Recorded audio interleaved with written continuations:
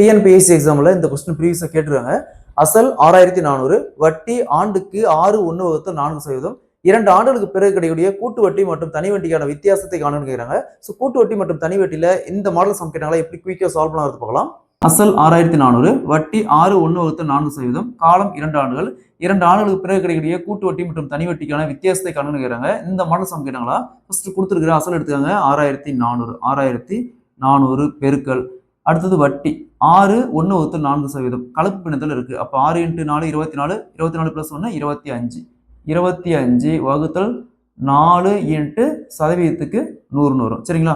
So அப்படியே cancel பண்ணோமா, 25ல் 4ன்னு வரும். அப்போ என்ன வரும், 1 வகுத்தல் 4 × 4 16. ஸோ 2 வருஷம் சொல்லியிருக்காங்க, அப்படியே 2 டைம் ரைட் பண்ணிக்காங்க. சரிங்களா? ஸோ நெக்ஸ்ட் 64 16ஆல் கேன்சல் பண்ணா வரும் 400, அது 4 இந்த இடத்துல 400ன்னு வரும்.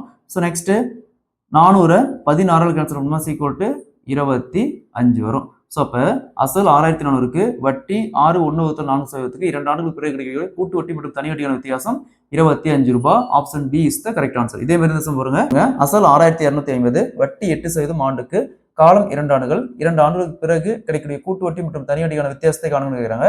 ஸோ இதே மாதிரி இந்த சம சால்வ் பண்ணிக்கிற ஆன்சரை கமெண்ட்ல போடுங்க.